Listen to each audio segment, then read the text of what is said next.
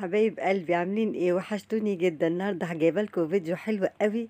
هنعمل مع بعض كيكه بطريقه حلوه. انا بصراحه اول مره اجربها، بس قبل ما نبتدي الفيديو بتاعنا كده نصلي على النبي. اللهم صل وسلم وبارك على سيدنا محمد وعلى اله وصحبه اجمعين. زي ما انتم شايفين كده انا كرملت نص كوبايه سكر، حطيتها في القالب بتاعي، مسحت الكراميل اللي انا عاملاه كده في الصينيه كلها وركنتها على جنب. معايا سوداني، معايا قشر لوز قشر، يعني زي المجروش كده. اول حاجه طبعا انا هعملها ان انا هجيب المدق، لان انا مش عايزه اضرب السوداني في الكبه او في المطحنه. انا عايزاه كده مخرفش وحلو كبير كده، قطع كبيره، يعني مش عايزاه ناعم قوي. زي ما انتم شايفين كده انا بعد ما دقيت السوداني حطيته في الصينيه على الكرمل اللي احنا مكرملين بيه الصينيه، وشويه لوز. بس كده ظبطنا الصينية بتاعتنا او القالب بتاعنا وركناه كده على جنب. صينية سخنة لان انا كنت مكرملة السكر لسه. هنجيب بقى البولة بتاعتنا اللي هنعمل فيها البيض.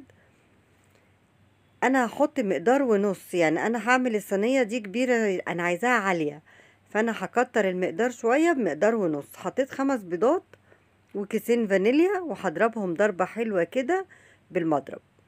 طبعا ممكن نعمل الخليط بتاعنا كله في الخلاط، بس بصراحة انا استقربت المضرب. هحط الفانيليا كده على البيض وهضربه. نضرب البيض بتاعنا بقى ضربة حلوة كده عشان خاطر الكيكة بتاعتنا تبقى هشة كده ولونها فاتح وحلوة زي ما انتوا شايفين كده. بعد ما ضربت البيض انا محضرة كوباية ونص من السكر، لان انا زي ما انا قايله لكم ان انا مزودة المقدار بتاع الصينية مقدار ونص. حطيت كوباية ونص وحطيت 5 بيضات وورقتين فانيليا وضربتهم بالمضرب كده زي ما انتوا شايفين. هنا دي كوباية من الزيت على الزبدة. ال- الزبدة طبعا بدرجة حرارة المطبخ عشان خاطر تتضرب معايا كويس بالمضرب. بس هنا حبايبي دول كوبايتين زبادي. يبقى احنا حطينا 5 بيضات، كوباية ونص من السكر، كوباية من الزيت على الزبدة، وكوبايتين زبادي وورقتين فانيليا، وضربنا الخليط بتاعنا كله بقى كده. جاهز الدقيق. هحط المعيار ده هياخد 3 كوبايات حلوين كبار كده من الدقيق. بديهم نخلة كده ندخل الدقيق بتاعنا كده على الخليط اللي احنا عاملينه، وهحط كيس واحد من بيكنج باودر.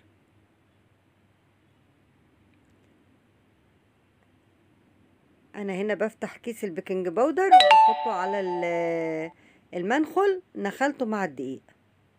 بس كده حبايبي زي ما انتوا شايفين. نقلب بقى الخليط بتاعنا كله كده.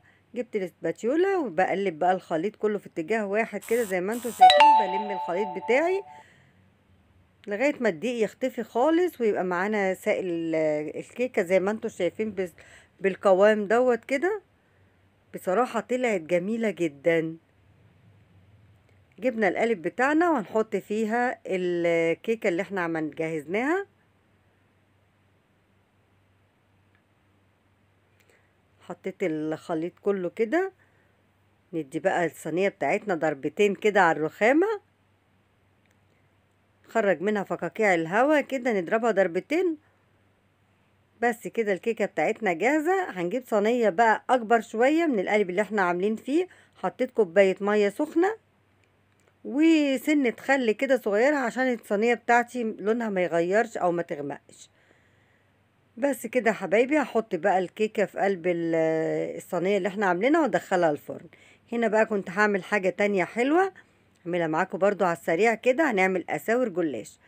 حطيت شوية زيت وهحط كام قطعة كده من الزبدة وهسيحهم ونجيب الجلاش بتاعنا. انا بحب اجيب الجلاش اللي هو بتاع المخبز مش الشركات.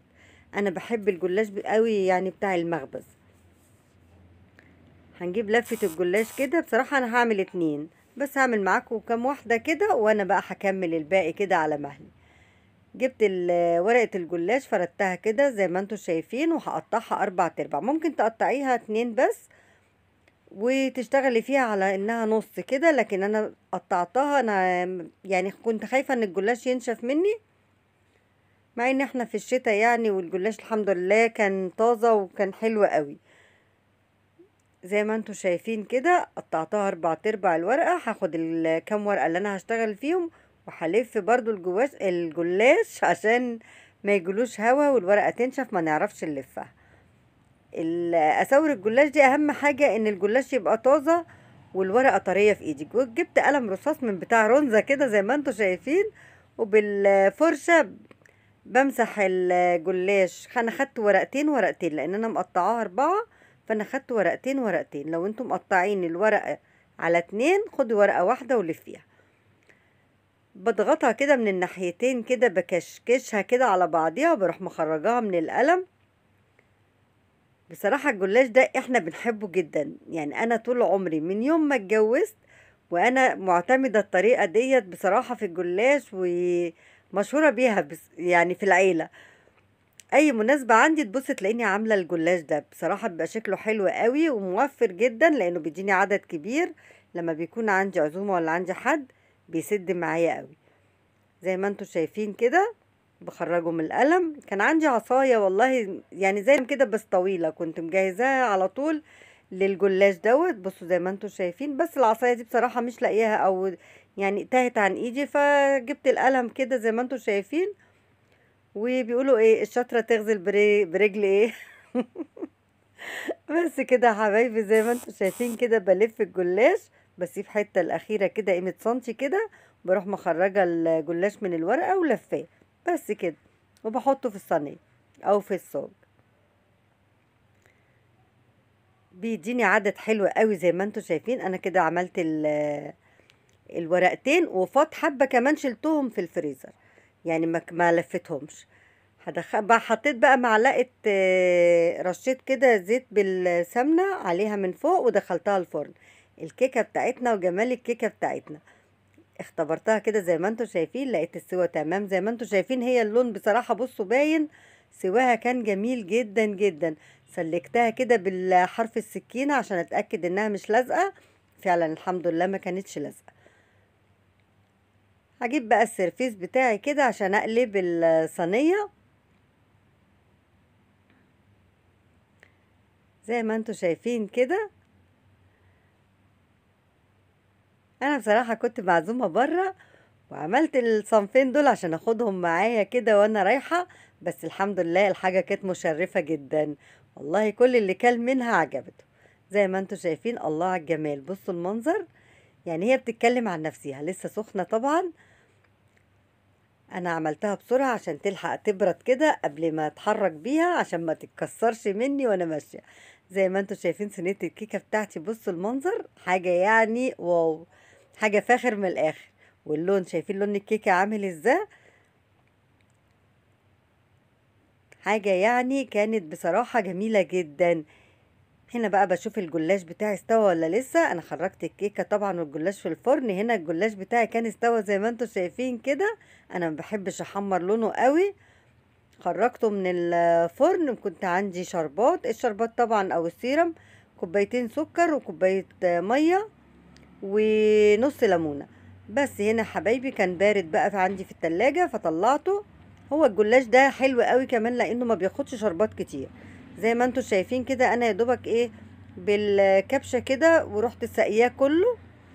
بصراحة هما الحبة اللي كانوا في المج ده مج كبير على فكرة، يعني مش كوباية، لا ده مج كبير، مج شاي كبير كده، او زي بتاع عصير القصب كده.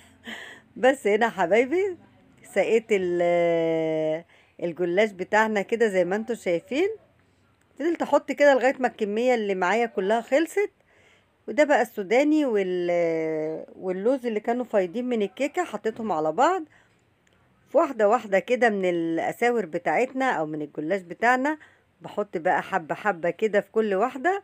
طبعا السكر بيروح قافش في الخليط اللي انا بحطه ده. انا كان المفروض احط معلقه سكر بس بصراحه يعني، او معلقه شربات مع الخليط السوداني ده، لكن بصراحه كان خلص بقى، رحت ايه حطاه كده زي ما هو. هنا كنت بفضي بقى الصواني او الصجان اللي انا عاملاهم دول. بصوا حاجة يعني فاخر من الاخر. بصوا المنظر وجماله. بصراحة بقى رحت مخنصرة شوية هنا للبيت عندي للولاد اللي مش معايا بقى. خليت شوية جلاش كده على جنب، ورحت حاملة السرفيس ده والسرفيس بتاع الكيكة وخدتهم وطرت. وده كده كان نهاية الفيديو بتاعي. يا رب يكون عجبكم، يا رب ما كنش طولت عليكم. ولو عجبكم الفيديو ما تنسونيش باللايك الحلو والسبسكرايب والكومنت الحلو بتاعكم بيساعدني، وهستنى رأيكم في التعليقات. واشوفكم في فيديو جديد. باي باي.